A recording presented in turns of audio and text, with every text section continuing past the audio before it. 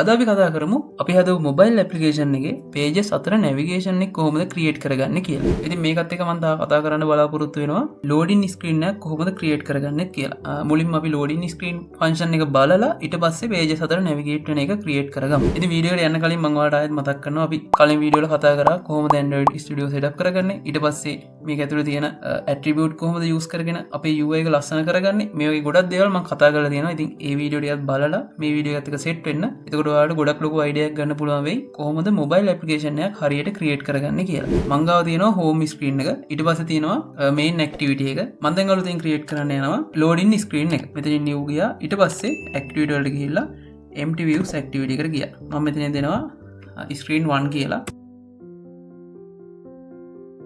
ඊට පස්සේ මේක finish කරනවා. දැන් අපි ගාව screen 3ක් තියෙනවා. පළවෙනි එක home screen එක, ඊට පස්සේ main activity එක, ඊට පස්සේ screen 1 කියන එක. අපේ home screen එකේ තියෙන්නේ login form එක. ඊට පස්සේ main screen එකේ මොකුත් නැහැ. ඒක නිකන් hello world එක විතරයි තියෙන්නේ. මම මුලින්ම කරන්නේ මෙතන මේ home කියන එක rename කරනවා login කියලා. නැත්නම් අපේ project එක හරියට නැහැ. අපි project එකක් create කරද්දී ඒක අනිවාර්යෙන් පිළිවෙලට ලස්සනට තියෙන්න ඕන. එතකොට තමයි අපිට කරන වැඩේ හරියට කරගන්න පුළුවන් වෙන්නේ. ඔයාලට මේක rename කරන්න පුළුවන්. මේක right click කරලා මෙතන refactor එකට ගිහිල්ලා rename කරගන්න පුළුවන්. මම මෙතන දෙනවා login කියලා. ඊට පස්සේ මෙතන රිෆැක්ටර් කරනවා. ඊට පස්සේ අපේ XML ෆයිල් එකත් මම රීනේම් කරනවා ඒ නමින්ම activity කියන එක තියෙන දීලා මෙතනින් login කියලා දානවා. ඒක රීනේම් කරගෙන ඉවරයි. ඊට පස්සේ මෙතන screen 1 එක තියෙනවා. ඊට පස්සේ main activity එක තියෙනවා. මම මුලින්ම main activity එක create කරන්න යන්නේ අපේ loading screen එක. ඒකට මම කරන්න ඉන්නේ මුලින්ම logo එකක් දාලා ඒ logo එක load වෙන්න හදනවා. මම ගාව logo එකේ png එකක් තියෙනවා. මම ඒක දාන්න හදන්නේ අපේ drawable file එකට කලින් වගේ මෙහෙම drag and drop කරලා දාන්න තියෙන්නේ. ඊට පස්සේ මෙතන refactor කරන්න තියෙන්නේ. logo එක දාගත්තා.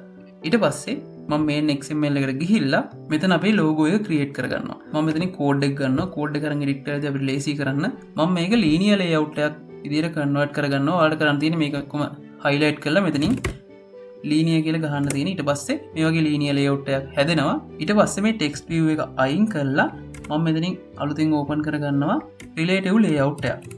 මේ දෙකම මම match parent දෙනවා. ඊට පස්සේ මම මේ layout එක close කරගන්නවා මෙහෙම. ඊට පස්සේ මේක ඇතුලේ අපි අදාළ content එක create කරගන්නයි යන්නේ. මෙතන මම layout gravity එක center කරනවා. මේ layout gravity එක center කරන එකෙන් වෙන්නේ අපේ content එක මෙහෙම center වෙලා පෙන්නන්නේ. full screen එකේම center වෙලා තමයි display වෙන්නේ. ඊට පස්සේ මම මෙතන image view එකක් දානවා. මෙතන මම tag එක open කරනවා image view කියලා. මේකේ width එක මම 200 dp වගේ දෙනවා. ඊට පස්සේ height එකත් 200 dp වගේ දෙනවා.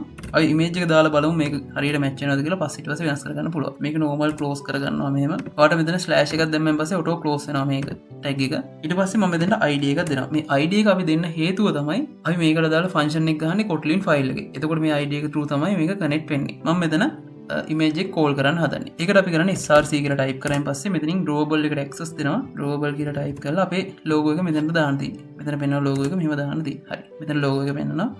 size එක ප්‍රශ්නයක් නැහැ. අපිට ඕන විදිහට size එක තියෙනවා. මේ layout එකත් parent center විදිහට තමයි display වෙන්න ඕනේ. ඉතින් ඒකට මම layout center in parent කියන keyword එක call කරනවා.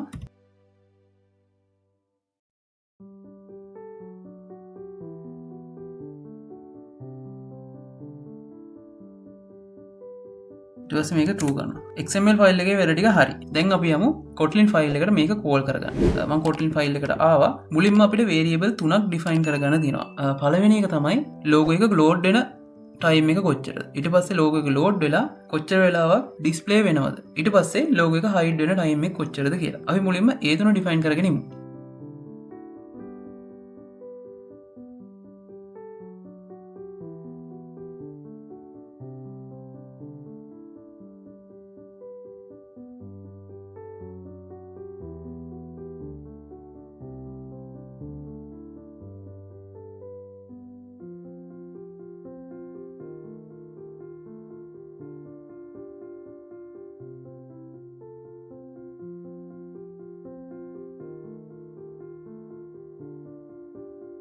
time එක මෙතන display කරගත්තා. දැන් අපි image view එක මේකට call කරගමු.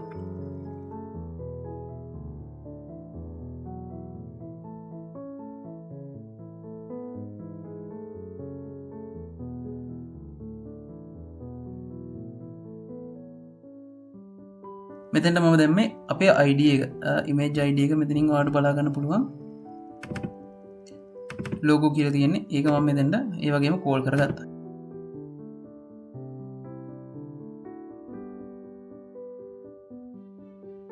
දැන් අපි යන්නේ ඇනිමේෂන් ටික ක්‍රියේට් කරගන්න. පළවෙනි එක තමයි ෆේඩ් ඉන් ඇනිමේෂන් එක. ඒක අපි මුලින්ම ක්‍රියේට් කරගමු.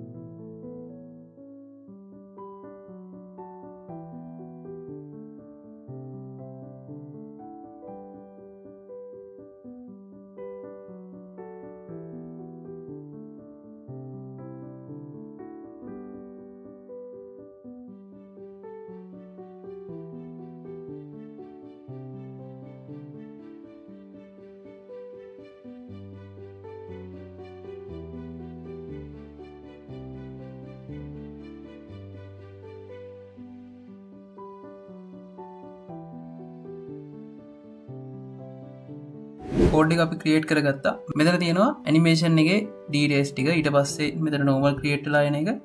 ඊට පස්සේ මෙතන තියෙනවා අපේ ලෝගෝ එක ඉන්පුට් කරපු කෝඩ් එක. ඊට පස්සේ ෆේඩ් ඉන් ඇනිමේෂන් එකයි ෆේඩ් අවුට් ඇනිමේෂන් එකයි මෙතන ඩිෆයින් කරලා තියෙනවා. ඊට පස්සේ අපේ ඉමේජ් view එකට ඒක කෝල් කරලා තියෙනවා. හරිද? ඊට පස්සේ මෙතන හදලා තියෙනවා ෆේඩ් ඉන් එකයි ඩිස්ප්ලේ ටයිම් එකයි ෆේඩ් අවුට් එකයි කොහොමද මැනේජ් වෙන්නේ කියලා මේ විදිහට. ඊට පස්සේ අපේ ඇනිමේෂන් නේම් ටික මෙතනට කෝල් කරලා තියෙනවා.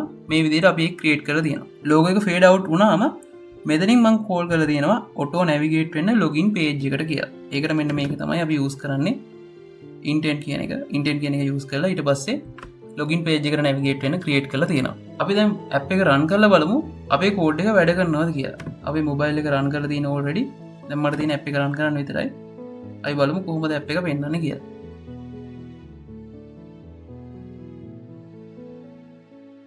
මම මෙතන මේන් ඇක්ටිවිටි ක්‍රියේට් කරාට ඔයාලට මතකද පළවෙනි වීඩියෝ එකේ මම ඉස්සෙල්ලම ලෝඩ් වෙන දැම්මේ මේ ලොගින් පේජ් එක. දැන් තාමත් ඒක එහෙමමයි තියෙන්නේ. මට චේන්ජ් කරන්න අමතකුණා මේන් ඇක්ටිවිටි එක මුලින් රන් වෙන විදියට. දැන් මේ වගේ වෙලාවලට අපි කොහොමද ඒක චේන්ජ් කරන්න කියලා මම ඔයාලට කියලා දෙන්න. මම මුලින්ම මේක ස්ටොප් කරන්න. මුලින්ම කරන්න තියෙන්නේ Android manifest එකට ගිහිල්ලා එතන තියෙනවා අදාළ ෆයිල්ස් ටික. මෙතන දැන් ඔයාලට බලා ගන්න පුළුවන් මෙතන ලොගින් පේජ් එකයි මේන් ඇක්ටිවිටි එකයි දෙකම මේ විදියට තියෙනවා. මෙතනින් මට මුලින්ම ලෝඩ් වෙන්න ඕන මේන් ඇක්ටිවිටි එක. ඉතින් මම ලොගින් එක මෙතනින් අයින් කරලා මේන් ඇක්ටිවිටි එක මෙතෙන්ට කෝල් කරනවා. ඒකට කරන්න තියෙන්නේ මෙන්න මේකෙම කොපියක් දා ගන්නවා අපේ ස්ක්‍රීන් 1 එකේම. ඊට පස්සේ ස්ක්‍රීන් 1 වලට ලොගින් දාගෙන මෙන්න මේක මෙතනින් අයින් කරලා දානවා. මෙතන ස්ක්‍රීන් 1 එක තියෙනවා ලොගින් එක තියෙනවා. ඊට පස්සේ මේන් ඇක්ටිවිටි එක තියෙනවා. මේන් ඇක්ටිවිටි තමයි මුලින්ම රන් වෙන්නේ. මම මේක මෙහෙම සේව් කරලා ආයෙමත් ඇප්ලිකේෂන් එක රන් කරලා බලනවා අපේ චේන්ජස් ටික හරියට වැඩ කරනවද කියලා.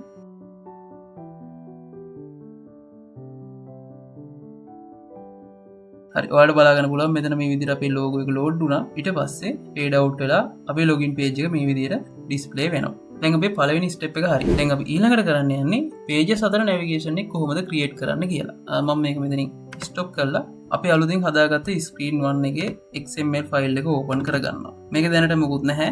මම මේකට text tag add කරනවා screen 1 කියලා.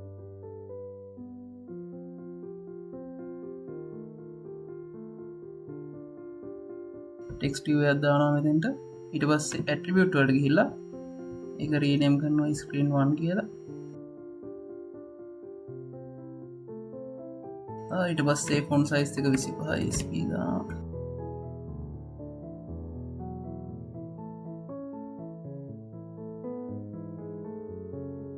ඊට පස්සේ මේක center කරලා display කරන්න පුළුවන් මෙන්න මේ විදිහට. මේ දෙක දෙපැත්තට ඇද්දායින් පස්සේ ඊට පස්සේ මම මෙතෙන්ට බටන් එකක් දාන්න අපේ previous page එකට navigate වෙන්න.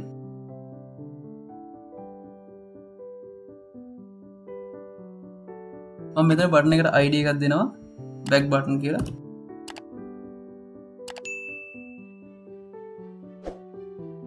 මම දැන් යනවා login kotlin file එකට. මේකේ අපි කලින් හදලා තියෙනවා login successful toast message එක.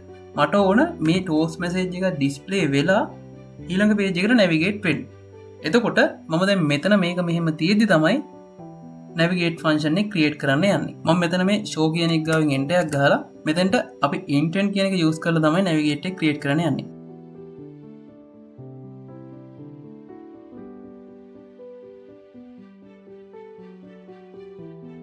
login page එක හදලා තියෙන්නේ. ඊට පස්සේ මෙතන intent කියන එක දාලා මෙතෙන්ට දාන්න ඕන බටන් එක ක්ලික් කරාම මොන page එකකටද navigate වෙන්න ඕන කියලා. දැන් මට මේකේ navigate වෙන්න ඕන මෙන්න මේ screen 1 කියන එකට. මම මෙතෙන්ට දානවා screen 1 කියලා. screen 1 එකේ අපි එකක් create කරගත්තනේ. මට ඕනේ ඒ බටන් එක ක්ලික් කරාම login page එකට navigate වෙන්න. මම මේක මෙහෙම කොපියක් දා ගන්නවා. ඊට පස්සේ screen 1 එකට ගිහිල්ලා මෙතනින් ඒක paste කරනවා. මේකේ මට toast message එක display වෙන්න ඕනේ නැහැ. මම ඒක අයින් කරනවා. මෙතන බටන් එකේ ID එක වැරදි. මේ ID එක නෙමෙයි අපේ බටන් එකේ ID එක. බටන් එකේ ID එක තමයි back button කියන එක. මම ආ screen 1 එකට ගිහිල්ලා මෙතන back button කියන එක දෙනවා. ඊට පස්සේ මට navigate වෙන්න ඕන login page එකට. login page එක දුන්නා. අපි දැන් බලමු අපි හදාගත්තු application එක මේක වැඩ කරනවද කියලා.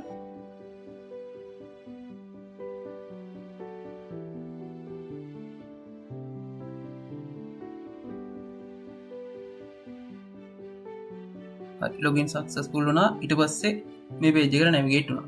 මේ බටන් එක ක්ලික් කරාම ආයි login page එකට navigate වුණා. හැබැයි toast message එක පෙන්වුවේ නැහැ.